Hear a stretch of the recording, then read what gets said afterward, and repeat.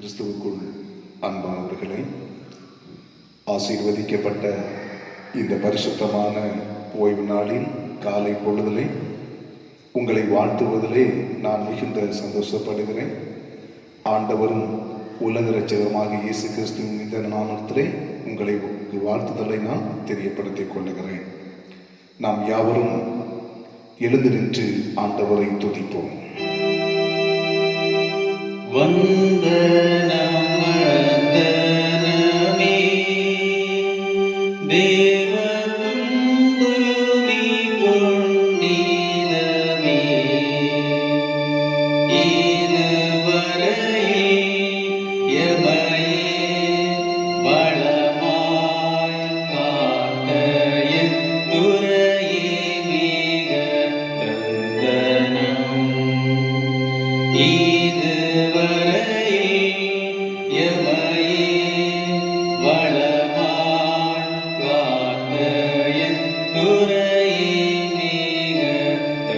தந்தனம் நானே வாசல். என் வழியாய் ஒருவன் உட்பிரவேசித்தால் அவன் ரட்சிக்கப்படுவான். அவன் உள்ளும் புறமும் சென்று மேய்ச்சலை கண்டடைவான். நான் கொடுக்கும் தண்ணீரை குடிக்கிறவனுக்கோ ஒரு காலம் தாகம் உண்டாகாது. நான் அவனுக்கு கொடுக்கும் தண்ணீர் அவனுக்குள்ளே நித்திய ஜீவ காலமாய் ஊறுகிற நீர் ஊற்றாய் இருக்கும். இது கர்த்தர் உண்டு பண்ணின நாள், இதிலே களி கூர்ந்து மகிழ கடவோம். நாம் அனைவரும் முழங்கால் படியிட்டு ஜெபம் செய்வோம். எங்கள் அன்பின் நல்ல ஆண்டவரை, ஆசீர்வதிக்கப்பட்ட பரிசுத்தமான இந்த ஓய்வு நாளின் நல்ல நேரத்திற்காக நாங்கள் நன்றி செலுத்துகின்றோம். ஒவ்வொரு நாளும் உம்முடைய வழி நடத்துதல், ஒவ்வொரு நாளும் உம்முடைய பாதுகாப்பு எங்கள் வாழ்க்கையிலே மிகுதியாய் இருப்பதற்காய் ஸ்தோத்திரம் செலுத்துகின்றோம். வாரத்தின் முதலாம் நாள் இந்த காலை வேளையிலே உம்மை நோக்கி பார்ப்பதற்கு எங்களுக்கு தேவரீர் தந்திருக்கிற இரக்கத்தை நினைத்து நன்றி செலுத்துகின்றோம். இந்த பரிசுத்த ஆராதனையை கர்த்தர் கரத்தில் தருகின்றோம்.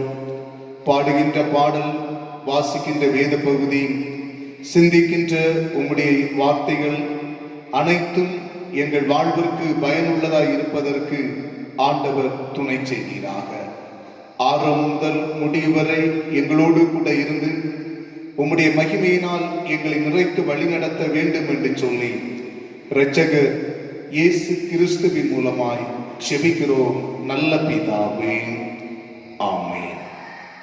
நாம் எழுந்து நின்று ஞானப்பாடல்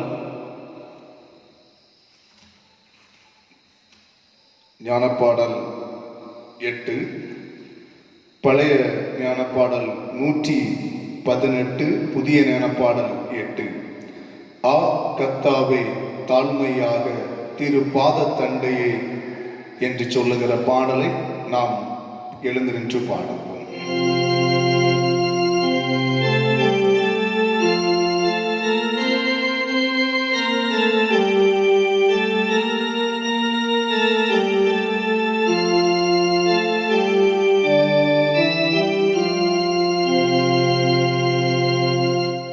கர்த்தாவே தாழ்மையாக திருப்பாத தண்டையே திண்டனீட ஆவலாக வந்தே நல்ல இயேசுவே.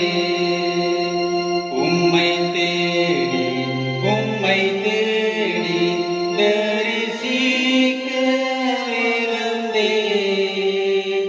உம்மை தேடி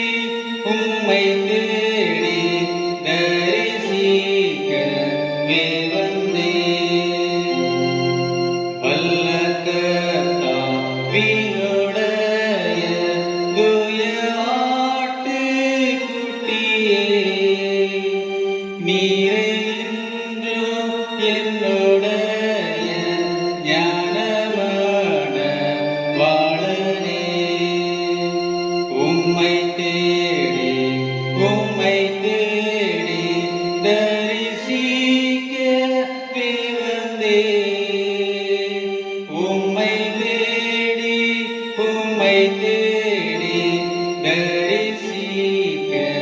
வந்தே என் பிரார்த்தனையை கேளும் அத்தியந்த பணிவாய் கெஞ்சும் என்னை ஏற்றுக்கொள்ளும் உம்முடைய பிள்ளையாய் உம்மை தேடி தரிசிக்கவே வந்தேன். உம்மை தேடி தரிசிக்கவே வந்தேன்.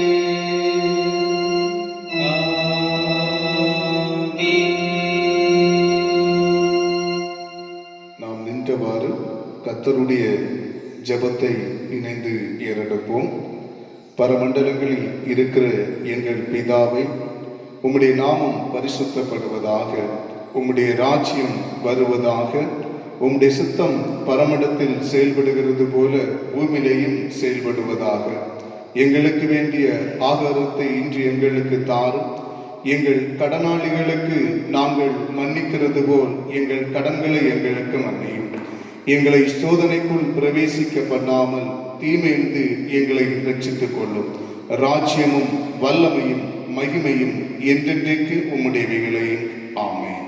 நாம் அமருவோம்.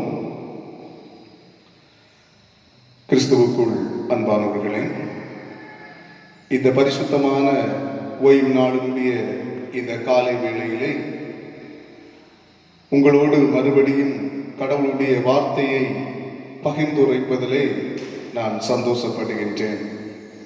இந்த நாளிலேயும் நாம் சிந்திப்பதற்கு தெரிந்து கொண்ட வேத பகுதி ஏசாயா 41 அதிகாரம் 10வது வசனத்தை நான் வாசிக்கிறேன். ஏசாயா 41:10. நீ பயப்படாதே, நான் உன்னுடனே இருக்கிறேன். திகையாதே, நான் உன் தேவன். நான் உன்னை பலப்படுத்தி உனக்கு சகாயம் பண்ணுவேன். என் நீதியின் வலது கரத்தினால் உன்னை தாங்குவேன். கிறிஸ்துவுக்குள் அன்பானவர்களே, இன்றைய நாளிலேயும் சிந்திப்பதற்கு எடுத்துக்கொண்ட தலைப்பு என்னவென்று சொன்னால், நீதியின் வலது கரத்தினால் நம்மை தாங்குகிறவர் நம் ஆண்டவர். நீதியின் வலது கரத்தினால் நம்மை தாங்குகிறவர். இந்த பரிசுத்தமான காலை வேளையிலே, ஓய்வு நாளின் காலை வேளையிலே ஆண்டவராகிய தேவன் சொல்லுகிற வார்த்தை என்னவென்று சொன்னால், நீதியின் வலது கரத்தினால் உங்களை நான் தாங்குவேன் என்று சொல்லி, இந்த நாட்களில் வாழ்ந்து கொண்டிருக்கின்ற நம்முடைய வாழ்க்கையை குறித்து அநேக நேரங்களிலே நாம் சிந்திப்பது உண்டு. நம்முடைய இதயத்தில் நம்முடைய வாழ்க்கையை குறித்தான சிந்தனைகள் அநேக நேரங்களிலே ஓடிக்கொண்டிருக்கின்ற சமயங்கள் அநேகமாக காணப்படுகிறது. நாம் எதிர்பாராத வாழ்க்கைகளிலே சில சந்திக்கின்ற சூழ்நிலைகளை குறித்து கலங்கி நிற்கிற நேரங்கள், ஏமாற்றத்தோடு நிற்கிற நேரங்கள், கைவிடப்பட்ட சூழ்நிலையிலே நாம் நிற்கின்ற நேரங்களிலெல்லாம் நம்முடைய வாழ்க்கையிலே நாம் எதிர்பார்க்கின்ற காரியங்கள் உண்டு. யாராவது எனக்கு ஆறுதலாக இருப்பார்களா? யாராவது எனக்கு உதவி செய்வார்களா? எவரிடத்திலிருந்தாவது எனக்கு நன்மைகள் கிடைக்குமா என்கின்ற ஏக்கம், அந்த இதயத்தின் கலக்கம் இன்றைக்கு நம்முடைய வாழ்க்கையிலே காணப்படுகிறது. இப்படிப்பட்ட ஒரு விரக்தியான ஒரு சூழலிலே நம்முடைய வாழ்க்கை இருந்து கொண்டிருக்கின்ற நிலைகள் அநேக நேரங்களில் இருக்கின்றது என்பதை நாம் அறிந்திருக்கிறோம். இஸ்ரவேல் ஜனங்களுடைய வாழ்க்கையில் இதே சூழல்களிலே தான் காணப்பட்டது. ஏமாற்றங்களும் நெருக்கங்களும் கலக்கங்களும் நிறைந்த சூழ்நிலையிலே இஸ்ரவேலின் தேவனாகிய கர்த்தர், ஆண்டவராகிய தேவன் இஸ்ரவேல் ஜனங்களுக்கு அன்றைக்கு வாக்கு பண்ணிய வார்த்தை தான், அவர் வாக்களித்த வார்த்தை தான், நீதியின் வலது கரத்தினால் உங்களை தாங்குவேன் என்று சொல்லி, நீதியின் வலது கரத்தினால் உன்னை தாங்குவேன் என்று சொல்லி அன்று ஏசாயா தீர்க்கதரிசியின் மூலமாக தேவனுடைய வார்த்தையை அந்த ஜனங்களுக்கு உரைக்கப்பட்டது. இஸ்ரவேல் ஜனங்கள் கூட தங்கள் வாழ்விலே ஏற்பட்ட போர்கள், அபயங்கள், சிறையிருப்புகள், பல சூழ்நிலைகளிலே இவர்கள் திக்கற்று நிற்கிற வேளையிலே, சோர்வுற்று இருக்கிற வேளையிலே ஆண்டவருடைய வார்த்தை அவர்களுக்கு வாக்களித்து ஆறுதலைப்படுத்தியது. அவர்களுடைய இக்கட்டு நேரத்திலே எங்களை நீதியின் வலது கரத்தினால் தாங்குகின்ற ஆண்டவர் ஒருவர் உண்டு என்கின்ற நம்பிக்கை அந்த ஜனங்களுடைய வாழ்விலே துளிர்விட்டது. அதே போல் இந்த நாளிலேயும் ஆண்டவராகிய தேவன் நமக்கு தருகின்ற வார்த்தை என்னவென்று சொன்னால், நீதியின் வலது கரத்தினால் நம்மை ஒவ்வொரு நாளும் தாங்குகின்ற ஆண்டவர் நம்முடைய வாழ்வில் இருக்கின்ற இக்கட்டின் சூழல்கள், நெருக்கத்தின் சூழல்கள், இன்னல்களின் சூழல்களில் எல்லாம் நம்மோடு கூட இருந்து நம்மளை காத்து நடத்துகிறதற்கு அவர் வல்லமை உள்ள ஆண்டவராக காணப்படுகிறார். இந்த நீதியின் வலது கரத்தினால் நம்மளை தாங்குகின்ற ஆண்டவரை குறித்து அவர் எந்த சூழ்நிலையில் எல்லாம் நம்மளை அவருடைய நீதியின் வலது கரத்தினால் தாங்கி நம்மை நடத்துகிறார் என்பதை குறித்து இந்த காலை பொழுதிலே நாம் தியானிப்போம். முதலாவதாக நாம் பார்க்கின்ற வேளையிலே, நீ பயப்படாதே என்று சொல்லுகிற வார்த்தையை தேவனாகிய கர்த்தர் இந்த இடத்தில் இஸ்ரவேல் ஜனங்களுக்கு சொல்லுகிறதை நாம் பார்க்கிறோம். நீ பயப்படாதே. முதலாவதாக நம்முடைய பயத்தை மாற்றுகிறவராய் காணப்படுகிறார். இன்று மனிதனுடைய வாழ்க்கை, இன்றைக்கு நடந்து கொண்டிருக்கின்ற வாழ்வினுடைய பயணங்கள், வாழ்க்கையினுடைய ஒவ்வொரு இக்கட்டின் சூழல்கள், ஏதோ ஒரு பயம் அவன் நம்முடைய வாழ்விலே நிலை கொண்டிருப்பதை நாம் பார்க்கிறோம். பயத்தின் நிலையினால் நாம் கலங்கப்படுகின்றோம், நெருக்கப்படுகின்றோம். வாழ்விலே நான் என்ன செய்வேன் என்று சொல்லுகிற பயத்தின் நிலைகள் இன்றைக்கு மனிதனை நெருக்கிக் கொண்டிருப்பதை நாம் அநேக நேரங்களிலே கண்ணால் கண்டு கொண்டிருக்கிறோம். சில நேரம் நம்முடைய வாழ்க்கையிலே கூட அந்த பயம் நிறைந்திருக்கிற சூழல்களை நாமும் அறிந்திருக்கின்றோம். பயம் மனிதனுடைய வாழ்விற்கு பெரிய எதிரியாக காணப்படுகிறது. பயத்து நிமித்தமாய் மனிதனுடைய வாழ்க்கை மறித்து போகின்ற ஒரு சூழல்கள் கூட, பயந்தே மறித்து போகின்ற ஒரு சூழல்கள் இன்றைக்கு அநேகருடைய வாழ்க்கையிலே ஏற்பட்டு கொண்டிருக்கிறது. இப்படிப்பட்ட நிலையிலே தான் ஆண்டவர் சொல்லுகிற காரியம் என்று சொன்னால், நீ பயப்படாதே என்று சொல்லி, காரணம் என் நீதியின் வலது கரத்தினால் உன்னை தாங்குவேன் என்று சொல்லுகிற ஆண்டவர், நீ பயப்படாதே என்று சொல்லி முதலாவதாக அவர் சொல்லுகிறார். நம்முடைய பயத்தை மாற்றுகிற ஆண்டவர் நீ பயப்படாதே என்று சொல்லி நமக்கு ஒரு ஆறுதலின் வார்த்தைகளை அவர் தருகின்றார். அடுத்த வாழ்விலே அடுத்த நிமிடத்தை குறித்து பயங்கள் இருக்கிறது. நாளைய தினத்தை குறித்த பயம் நம்முடைய வாழ்க்கையில் இருக்கிறது. நம்முடைய குடும்பத்தை குறித்த பயம் இருக்கிறது. நம்முடைய பிள்ளைகளுடைய வாழ்வை குறித்த பயம். இதன் நிமித்தமாக வாழ்க்கை ஒரு சோர்வோடு காணப்பட்டு கொண்டிருக்கிற நம்மை பார்த்த ஆண்டவர் சொல்லுகிறார், நீ பயப்படாதே. நம்முடைய பயத்தின் நிமித்தமாய் நாம் புலம்பிக் கொண்டிருக்கலாம், கண்ணீர் வடித்துக் கொண்டிருக்கலாம், என் வாழ்க்கையை யாரும் கண்ணோக்குவார் என்று சொல்லி பார்த்து கொண்டிருக்கலாம். கரம் பிடித்து நம்மை நடத்துகிற ஆண்டவர், கரம் பிடித்து நம்மளை பாதுகாக்கிற ஆண்டவர், நீ பயப்படாதே என்று சொல்லி அவர் சொல்லுகிற காரியம் நம்முடைய வாழ்க்கையை அவருடைய கரத்திலே ஒப்படைப்பதற்காகவும், நம்முடைய வாழ்க்கையை அவர் கரத்திலே ஒப்படைத்து நம்முடைய வாழ்வின் பயத்தை போக்குவதற்காக ஆண்டவர் இந்த காலை வேளையிலே நமக்கு கற்றுத் தருகிறார். இஸ்ரவேல் மக்கள் பயத்தோடு காணப்பட்ட நேரங்கள் உண்டு. வேதனையோடு அநேக நிலைகளிலே அவர்கள் காணப்பட்டார்கள். அவர்களுடைய நெருக்கத்தின் நிலைகளிலேயும் சோர்ந்து போகின்ற சூழ்நிலையிலேயும் பயப்படாதே என்று சொல்லி கர்த்தர் அவர்களை தேர்ச்சினவராய் காணப்பட்டார். பயம் இன்றைக்கு நம் வாழ்க்கையை சூழ்ந்திருக்கும் என்று சொன்னால், நம்முடைய வாழ்க்கையின் பயத்தை மாற்றுகிற ஆண்டவர் ஒருவர் உண்டு. அவர் நீதியின் வலது கரத்தினால் நம்மளை தாங்குகிற ஆண்டவராக காணப்படுகிறார். வேதத்திலே ஆதியாகம புஸ்தகம் 15ஆம் அதிகாரம் 1வது வசனத்தை நான் வாசிக்கிறேன். இந்த காரியங்கள் நடந்த பின்பு கர்த்தருடைய வார்த்தை ஆபிரகாமுக்கு தரிசனத்திலே உண்டாகி, அவர், அபிராமே, நீ பயப்படாதே, நான் உனக்கு கேடகமும் உனக்கு மகா பெரிய பலனுமாய் இருக்கிறேன் என்றார். இங்கே பார்க்கிறோம், தேவ மனிதனாகிய ஆபிரகாமினுடைய வாழ்வை பார்க்கிற வேளையிலே ஏதோ ஒரு நிலையில் ஆபிரகாமுடைய வாழ்க்கையின் பயம் காணப்பட்டு கொண்டிருந்தது. பயத்தோடு காணப்பட்ட ஆபிரகாமுக்கு ஆண்டவருடைய வார்த்தை கடந்து செல்லுகிறது. நீ பயப்படாதே, நான் உனக்கு கேடகமாக இருக்கிறேன், நான் உன்னை பாதுகாக்கிறேன் என்று சொல்லி, நீ பயப்பட வேண்டாம் என்று சொல்லி ஆண்டவருடைய வார்த்தை ஆபிரகாமுக்கு தெளிவாக சொல்லப்படுகிறதே. இந்த ஆதியாகமம் 15:1 நாம் வாசிக்கும் பொழுது புரிந்து கொள்ள முடியாது.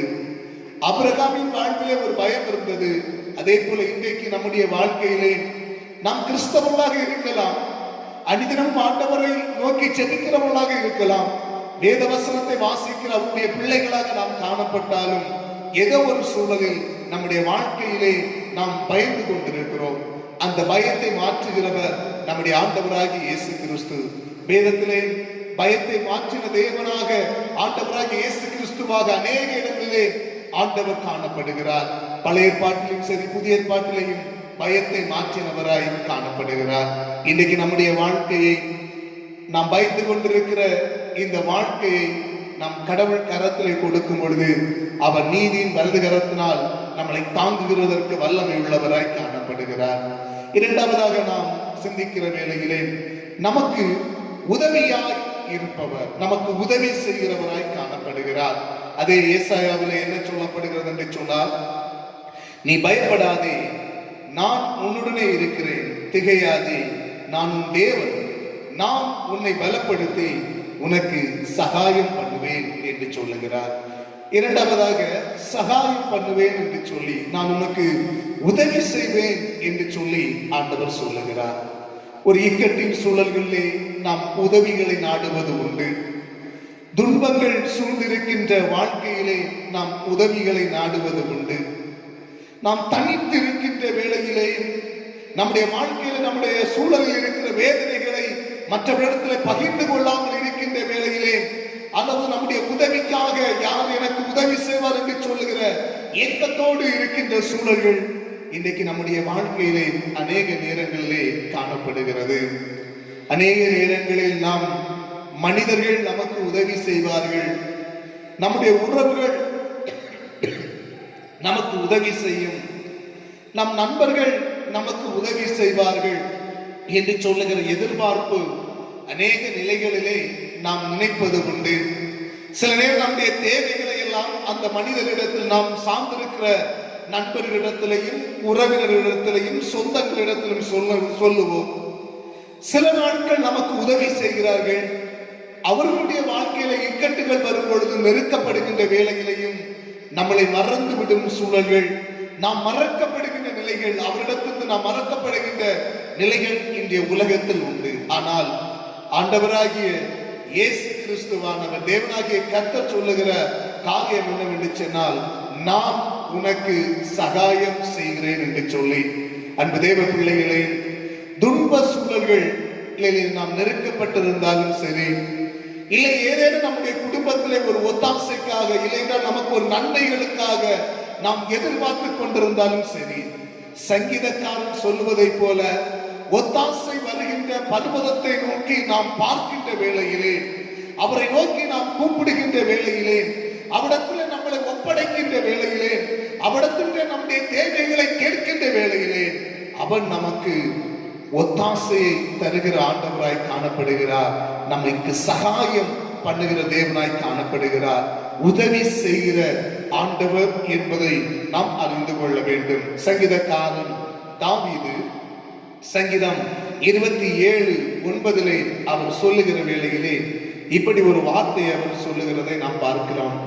உமது முகத்தை எனக்கு மறையாதையும், நீர் கோபத்துடன் உமது அடியனை விலக்கி போடாதையும், நீரே எனக்கு சகாய, என் ரட்சிப்பின் தேவனே, என்னை நெகிழ விடாமலும் என்னை கைவிடாமலும் இரும் என்று சொல்லி சங்கீதக்காரன் சொல்லுவதை நாம் பார்க்கிறோம். நீரே எனக்கு சகாயர் என்று சொல்லி இஸ்ரவேல் ஜனங்களுடைய வாழ்க்கையிலே அநேக துன்ப சூழல்களிலே சேனைகளின் கர்த்தராகிய ஆண்டவர் அவர்களுக்கு உதவி செய்கிறவராய் காணப்பட்டார்.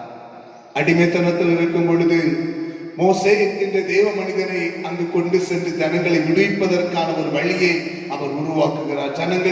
ஜனங்களுக்கு உதவி செய்கிற ஒரு எண்ணம் தேவனாகிய கர்த்தருக்கு உருவானது. பல இடங்களிலே ஜனங்களுக்கு அந்த வனாந்தர பயணங்களிலே ஜனங்களுக்கு உதவி செய்த ஆண்டவராய் காணப்படுகிறார். இன்றைக்கும் அதே ஆண்டவர் நமக்கு உதவி செய்கிறார். அவர் சொன்ன வார்த்தை தான், நீதியின் வலது கரத்தினால் உங்களை தாங்குவேன். அதே தேவன் சொல்லுகிறார். முதல் சொல்லுகிற வார்த்தை நீ பயப்படாதே என்று சொல்லி, இரண்டாவது சொல்லுகிற வார்த்தை நான் உனக்கு சகாயம் பண்ணுவேன், நான் உனக்கு உதவி செய்வேன் என்று சொல்லி நம்முடைய பயத்தை மாற்றி நமக்கு உதவி செய்கிற ஆண்டவராக தேவனாகிய கர்த்தர் காணப்படுகிறார். அப்ப இன்னைக்கு நம்முடைய வாழ்க்கையில அநேக தேவைகள் இருக்கிறது, அதை சொல்லுவதற்கு முடியாது. மனிதனுடைய இதயத்தை எந்த மனிதனாலும் ஆராய்ந்து பார்ப்பதற்கு முடியாது. அவன் வாழ்வில் என்னென்ன தேவைகள் இருக்கிறது, எந்தெந்த இக்கட்டில் அந்த மனிதன் அவதிப்பட்டுக் கொண்டிருக்கிறார் என்பதை குறித்து யாராலையும் அறிந்து கொள்வதற்கு முடியாது. ஆனால் ஆண்டவர் அறிகிறார்.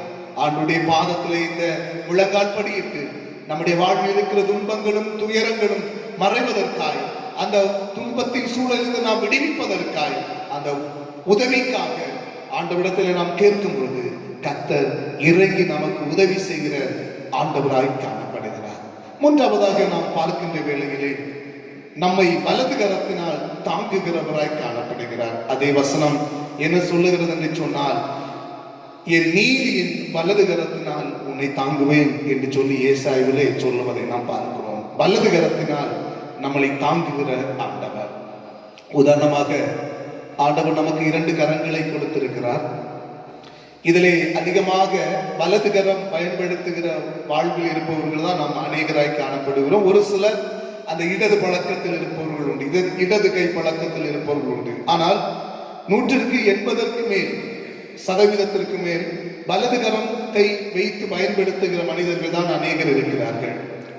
ஒரு கனமான பொருளை என்றால் ஒரு பாரத்தை நாம் தலையில் எடுப்பதற்கு அதை தூக்க வேண்டும் என்று சொன்னால் அதிகமாய் நாம் பயன்படுத்துகிற கரம் நம்முடைய முழு பலத்தை கொடுத்து அந்த பாரத்தை தூக்குவதற்காக எடுப்பதற்காக பயன்படுத்துவது நம்முடைய வலது கரம் தான்.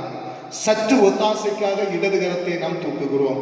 அதிகமாய் பயன்படுத்துவது வலது கரம். இங்கேயும் இஸ்ரவேல் ஜனங்களுக்கு ஆண்டவர் சொல்லுகிற வார்த்தை, என் நீதியின் வலது கரத்தினால் உங்களை தாங்குவேன் என்று சொல்லி. அப்போ ஆண்டவருடைய வலது கரத்தினால் நம்மளை அவர் கரம் பிடித்து நடத்துகிறவர் மட்டுமல்ல, அமிழ்ந்து போகிற வேளையிலே எல்லாம் நம்மை தூக்கி நிறுத்துகிற ஆண்டவராக காணப்படுகிறார். அவர் கரம் நீட்டி தாங்குகிறவர் மட்டுமல்ல, அமிழ்ந்து போகின்ற நம்முடைய வாழ்க்கையை தூக்கி அவர் நிறுத்தி, அவருடைய வலது கரத்தினால் தூக்கி நிறுத்தி நம்ம இந்த உலகத்தில் நடத்துகிறதற்கு சர்வ வல்லமை உள்ள ஆண்டவர் என்றென்றும் அதற்கு காரணராக அவர் காணப்படுகிறார். திருமறையிலே ஆண்டவரின் கரத்தின் ஆற்றல்கள் அநேக காரியங்களை குறித்து சொல்லப்படுகிறது. படைப்பின் கரமாக ஆண்டவருடைய கரம் காணப்படுகிறது. இந்த கரத்தின் ஆற்றல் இஸ்ரவேல் ஜனங்களை விடுதலை பெற செய்தது. அற்புதத்தின் கரமாய் காணப்பட்டது, பார்வை கொடுத்த கரமாய் காணப்பட்டது, தூக்கி நிறுத்திய கரமாய் காணப்பட்டது. இந்த கரத்தை குறித்ததான அற்புத செயல்கள் பழைய பாட்டிலையும் புதிய பாட்டிலையும் அநேக இடங்களை நாம் வாசிக்கும் பொழுது புரிந்து கொள்வதற்கு முடியும். இயேசு கிறிஸ்துவின் கரம் அநேகருக்கு புதிய வாழ்வை கொடுத்தது. புதிய பாட்டில் நீங்கள் வாசிக்கிற வேளையிலே அன்பு இரட்சகராகிய இயேசு கிறிஸ்துவின் கரம் அநேகருக்கு புதிய வாழ்வை கொடுத்ததை நாம் பார்க்கிறோம். ஒரு உதாரணம் இயேசு கிறிஸ்துவின் சீடனாகிய பேதுருவினுடைய வாழ்க்கையிலே நாம் பார்ப்பதற்கு முடியும். ஆட்கடலிலே அமர்ந்து கொண்டிருக்கின்ற வேளையிலே இயேசு கிறிஸ்துவானவர் தன்னுடைய வலது கரத்தை கொடுத்து அமிழ்ந்து போகின்ற பேதுருவை தூக்கி நிறுத்தி அவர் ஒரு புதிய வாழ்வை பேதுருக்கு கொடுப்பதை நாம் வேதத்தின் மூலமாக நாம் அறிந்து கொள்வதற்கு முடியும். ஆழ்கடலில் அமிழ்ந்து கொண்டிருக்கிற நிலையில் தன் கரத்தை கொடுத்து தன் சீடன் தன்னுடைய சீடன் தன்னை பின்பற்றின மனிதன் அவன் அமிழ்ந்து விடக்கூடாது என்று சொல்லி தூக்கி நிறுத்தி அவனை காப்பாற்றி அவனுக்கு ஒரு புதிய வாழ்வை பரிசுத்தம் உள்ள தகப்பன் கொடுப்பதை நாம் திருமறையிலே பார்க்கிறோம். அதே இயேசு கிறிஸ்து இன்றைக்கும் அவருடைய வலது கரத்தை கொடுத்து அவருடைய பிள்ளைகள் இந்த உலகத்தில் அமிழ்ந்து போய்விடாமல், அவருடைய பிள்ளைகள் இந்த உலகத்தில் அழிந்து போய்விடாமல், அவர் படைத்த இந்த ஜனங்கள் அழிந்து விடக்கூடாது என்று சொல்லுகிற எண்ணத்தோடு தன்னுடைய வலது கரத்தை கொடுத்து அவர் தூக்கி என்றென்றும் அவர் நிறுத்துகிற தேவனாக காணப்படுகிறார். இந்த காலை வேளையில் ஆண்டவர் சமூகத்தில் வந்திருக்கிற அன்பு தேவ பிள்ளைகளே, வாழ்க்கையின் பயணத்திலே நாம் பயணித்துக் கொண்டிருக்கிறோம். நாம் அமர்கின்ற சூழல்கள் நமக்கு உண்டு. சில நேரம் நம் வாழ்க்கையிலே அமர்ந்து கொண்டே இருக்கின்ற அனுபவத்திலே நாம் இருக்கலாம். அது கடன் பிரச்சனைகள், வியாதிகள், ஏதேனும் ஒரு சூழல்கள் நாம் அமர்ந்து கொண்டிருக்கிறோம் என்கின்ற எண்ணத்தோடு கடவுள் சமூகத்தில் இருப்பீர் என்று சொன்னார். கர்த்தரிடத்திலே நம்மை ஒப்படைத்து, ஆண்டவரே நீ சொல்லி இருக்கிறேன் நீதியின் வலது கரத்தினால் உன்னை தாங்குவேன் என்று சொல்லி இருக்கிறல்லவா, அந்த நீதியின் வலது கரத்தினால் அமர்ந்து போயிருக்கிற என்னை தூக்கி நிறுத்து, என் வாழ்க்கையை கண்ணோக்கி பார், என் வாழ்க்கையில ஒரு புதிய நான் வாழ்க்கையில் அமர்ந்து கொண்டிருக்கிறேன், என்னை தூக்கி நிறுத்தி எனக்கு ஒரு புதிய வாழ்வை தாரும் என்று சொல்லி இயேசு கிறிஸ்துவிடத்திலே நம்மளை நாம் ஒப்படைத்து கேட்போம் என்று சொன்னால் கர்த்தர் அவருடைய நீதியின் வலது கரத்தினால் நம்மளை தாங்குகிற ஆண்டவராய் காணப்படுகிறார். பயப்படாதே அவர் என்று சொல்லுகிறார். நான் உனக்கு சகாயம் பண்ணுகிறேன் என்று சொல்லுகிறார். வலது கரத்தினால் தாங்குவேன் என்று சொல்லுகிறார். எவ்வளவு ஆச்சரியமான வார்த்தைகள் இந்த இடத்தில் கொடுக்கப்பட்டிருக்கிறது. அன்று வாக்களித்த ஆண்டவர் இன்றைக்கும் இக்கட்டில் இருப்பவர்களுக்கும், துன்ப சூழலில் இருப்பவர்களுக்கும், பாரத்தோடு இருப்பவர்களுக்கும், இல்லை என்றால் சோர்வோடு இருக்கிற மக்களுக்கு இயேசு கிறிஸ்துவின் வார்த்தையில், பரிசுத்த வேதத்தில் அவர் சொல்லி இருக்கிற வார்த்தைகள் உயிர் உள்ளது. அது நம்மளை புதுப்பிக்கிறது, புதிய வாழ்வை கொடுக்கிறது, புது பலனை பெற்று இந்த உலகத்தில் வாழ்வதற்கு நம்மை நடத்துகிறது என்பதை நாம் அறிந்து ஒவ்வொரு நாளும் கர்த்தருடைய கரத்திலே நம்மளை ஒப்படைப்போம். நம்மை நீதியின் வலது கரத்தினால் ஆண்டவர் தாங்குகிறவராய் காணப்படுகிறார். ஆண்டவர் தாமே இந்த வார்த்தை மூலம் நம்மளை தொடர்ந்து வழி நடத்துவாராக. ஆமென். நாம் யாவரும் எழுந்து நின்று ஆராதனையின் இறுதி பாடலாக கீர்த்தனை 307, பழைய கீதம் 206, தேனினும் மயிலும் இயேசுவின் நாமம் திவ்ய மதுரமாமே, அதை தேடியே நாடி ஓடியே வருவாய் தினமும் நீ மனமே என்கின்ற பாடலை நாம் யாவரும் எழுந்து நின்று பாடுவோம்.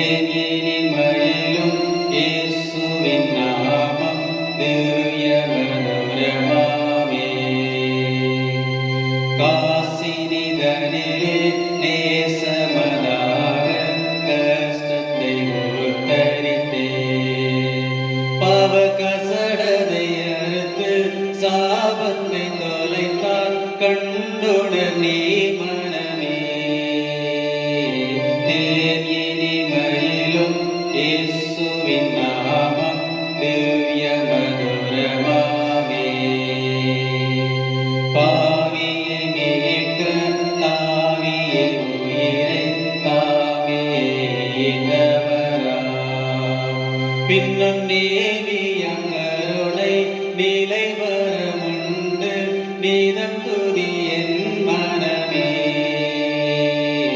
தேனினி மயிலும் இயேசுவின் நாமம் திவ்ய மதுரமாமே,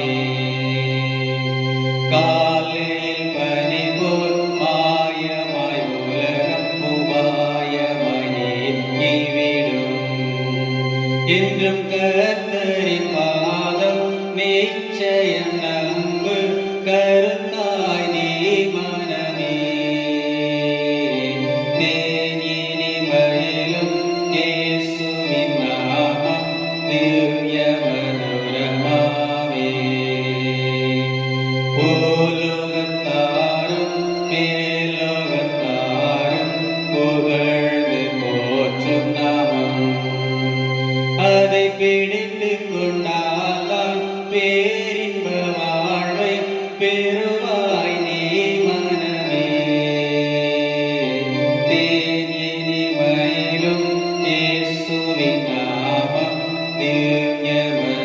வரமாமே. ஜெபம் செய்வோம். எங்களை அதிகமாக நேசித்து வழிநடத்துகின்ற எங்கள் அன்பின் நல்ல ஆண்டவரை, ஆசீர்வதிக்கப்பட்ட பரிசுத்தமான இந்த ஓய்வு நாளின் காலை பொழுதலை உம்மை நோக்கி பார்ப்பதற்கு எங்களுக்கு ஒரு வாய்ப்பு தந்ததற்காய் நன்றி செலுத்துகின்றோம். இந்த அருமையான நாளிலேயும் கர்த்தர் எங்களை காத்து வழிநடத்தி வருகிற இரக்கத்தை நினைத்து ஸ்தோத்திரம் செலுத்துகிறோம். அது மட்டுமல்ல, எங்கள் திருச்சபையை கர்த்தர் ஆசீர்வதித்திருக்கிறீர். திருச்சபையினுடைய தேவைகளை கர்த்தர் ஒவ்வொரு நாளும் சந்தித்து வருகிற தயவுக்காய் நன்றி. திருச்சபையினுடைய குடும்பங்களை கர்த்தர் கண்ணோக்கி பாரும். குடும்பத்தின் தலைவர்கள் மற்றும் தலைவிகள் ஒவ்வொருவரையும் கர்த்தர் பொறுப்படும். தம் பிள்ளைகளுடைய பயணங்கள் எல்லாவற்றிலும் ஆண்டவர் கூட இருப்பீராக. கையிட்டு செய்கிற வேலைகளிலே நல்ல நன்மைகளை கர்த்தர் கூடும். உன் கையின் பிரயாசத்தை நான் ஆசீர்வதிப்பேன் என்று சொன்ன ஆண்டவர், இந்த இக்கட்டான காலங்கள் துன்ப சூழலில் வாழ்ந்து கொண்டிருக்கிற உங்களுடைய பிள்ளைகளுடைய வாழ்வுடைய கையின் பிரயாசங்கள் ஆசீர்வதிக்கவும், ஒவ்வொரு குடும்பத்தினுடைய அனுதின வாழ்வின் தேவைகள் சந்திக்கப்பட ஆண்டவர் உதவ வேண்டும் என்று சொல்லி நாங்கள் செபிக்கிறோம். அப்பா, எங்கள் திருச்சபையின் பிள்ளைகளையும் கர்த்தர் கண்ணோக்கி பாரும். சிறு பிள்ளைகள் ஆண்டவருடைய கரத்திலே தருகின்றோம். ஒவ்வொரு நாளும் உங்களுடைய பிள்ளைகள் மீது ஆண்டவர் கரிசனை வைத்து வழி நடத்த நாங்கள் செபிக்கிறோம். இயற்கை அனுகூலமாக இருக்க கர்த்தர் உதவி செய்வீராக. வைதிக தகப்பன்மார்கள் தாய்மார்களையும் கர்த்தர் கண்ணோக்கி பாரும். காரணம், நாங்கள் ஆபத்து நிறைந்த இந்த உலகத்தில் வாழுகின்றோம். குறிப்பாக கொரோனா என்கின்ற தொற்று வியாதி பரவி கொண்டிருக்கிற இந்த காலகட்டத்திலே எங்கள் திருச்சபையினுடைய பிள்ளைகள், திருச்சபையினுடைய பெரியோர், திருச்சபையினுடைய வைதிக தகப்பன்மாய் தாய்மார்கள் மற்றும் பிள்ளைகள் அனைவரையும் கர்த்தர் பாதுகாத்துக் கொள்ள, பராமரித்துக் கொள்ள, தம்முடைய பிள்ளைகளை ஒவ்வொரு நாளும் நீர் காத்துக்கொள்ள வேண்டும் என்று சொல்லி நாங்கள் மன்றாடுகிறோம். சுவாமி, நீதியின் வலது கரத்தினால் உன்னை தாங்குவேன் என்று சொல்லி நீ பயப்படாதே என்று சொல்லுகிறேன். உனக்கு நான் சகாயம் பண்ணுவேன் என்று சொல்லுகிறேன். வலது கரத்தினால் உன்னை தாங்குவேன் என்று சொல்லி அருமையான வார்த்தை எங்களுக்கு வாக்களித்திருக்கிறேன். அன்று இஸ்ரவேலுக்கு வாக்களித்த தேவனாகிய கர்த்தர் இன்றைக்கு தம்முடைய பிள்ளைகள், உம்மை ஆராதிக்கிற பிள்ளைகள், உம்மை தொழுகிற பிள்ளைகளுக்கு உம்முடைய வார்த்தைகளை கொடுத்து நீர் அந்த வாக்கு அளித்து அனுதினமும் நடத்துகிற தெய்வமாய் இருப்பதற்காய் உமக்கு நாங்கள் நன்றி செலுத்துகிறோம். சுவாமி, எங்கள் திருச்சபையில் ஒவ்வொரு பிள்ளைகளையும் கர்த்தர் சமூகத்திலே தந்து நாங்கள் ஜெபிக்கிறோம். விசேஷமாய் தம்முடைய பிள்ளைகளுடைய வாழ்வுகளை எல்லாம் கர்த்தர் பாதுகாத்துக் கொள்ளும். எங்கள் திருச்சபை சார்ந்திருக்கிற சுற்று கிராமங்களை கர்த்தர் பொறுப்படுத்த வழிநடத்தும். அந்த சுற்று வட்டாரத்தில் இருக்கிற ஒவ்வொரு இல்லங்களுடைய வாழ்வையும் கர்த்தர் கரிசனையை கண்ணோக்கும். அந்த இல்லங்களுடைய தேவைகள் எல்லாம் சந்திக்கப்பட கர்த்தர் உதவி செய்வீராக. எங்கள் தமிழ்நாடை கர்த்தருடைய கரத்திலே தருகிறோம்.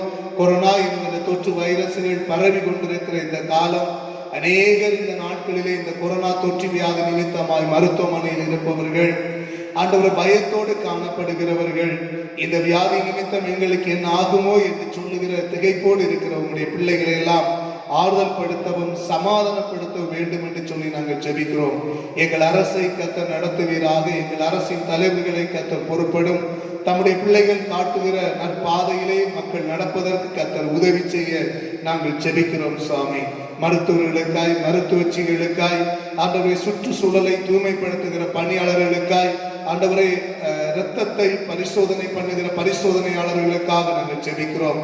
தம்முடைய பிள்ளைகள் எல்லாம் இந்த காலத்திலே இந்த பணியிலே தீவிரமாய் இருப்பதை கர்த்தர் அறிந்திருக்கிறீர். அநேகர் இந்த தொற்று வியாதியிலையும் சிக்கியிருப்பதையும் கர்த்தர் அறிந்திருக்கிறீர். ஆனாலும் ஒவ்வொரு மருத்துவர்கள், மருத்துவச்சிகள், பணியாளர்கள் எல்லாரையும் கர்த்தர் கண்ணோக்கவும், எங்கள் தேசம் வரும் நாட்களிலே இந்த கொரோனா என்கிற தொற்றிலிருந்து விடுதலையாகிற ஒரு இடமாக மாறுவதற்கு கர்த்தர் உதவ வேண்டும் என்று சொல்லி நாங்கள் செபிக்கிறோம். சுவாமி, உலக தேசத்தை ஒரு விசை கண்ணோக்கி பார்க்கிறோம். பல வெளிநாட்டிலே பல வெளிநாட்டு தலைவர்கள் எல்லாம் இன்றைக்கு தங்களுடைய நாடை காப்பாற்ற வேண்டும் என்று சொல்லுகிற பல காரியங்களை செய்து கொண்டிருப்பதை கர்த்தர் அறிந்திருக்கிறேன். ஆண்டவரே, அநேக இடங்களில் இந்த தொற்று வைரஸ் நிமித்தமாய் மரணங்கள் அநேகமாய் இருப்பதை கர்த்தர் அறிந்திருக்கிறேன். ஆண்டவர் தாமே காத்துக்கொள்ளும் ஐயா. உம்முடைய பலனையும் உம்முடைய அனுகிரகத்தையும், மரணத்திலிருந்து உயிர் கொடுக்கிற தேவன் மரணத்திலிருந்து பாதுகாப்பேன் என்று சொல்லி இருக்கிற ஆண்டவர் ஒவ்வொரு பிள்ளைகளையும் பாதுகாக்க வேண்டும் என்று சொல்லி ஜெபிக்கிறோம். எங்களை தாழ்த்துகிறோம், கர்த்தருடைய திருக்கரத்தில் தருகிறோம்.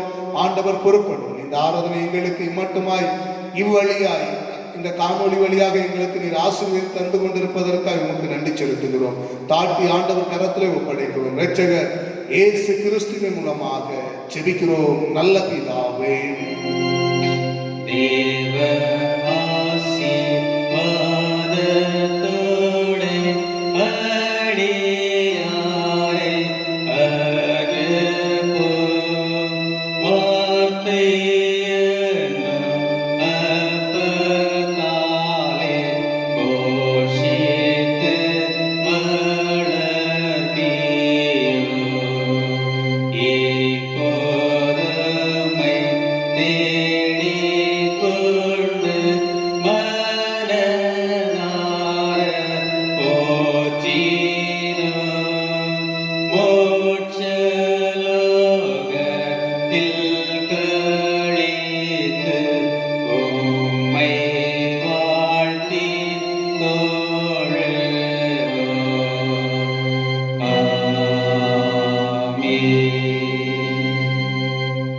ஆசீர்வாதத்தை நம்பிக்கையோடு பெற்றுச் செல்லுங்கள். நம்முடைய கர்த்தராகிய இயேசு கிறிஸ்துவின் கிருபையும் பிதாவாகிய தேவனுடைய அன்பும் பரிசுத்த ஆவியினுடைய ஐக்கியமும் இன்றும் என்றும் சதா காலம் நம் அனைவரோடும் தங்கியிருப்பதாக.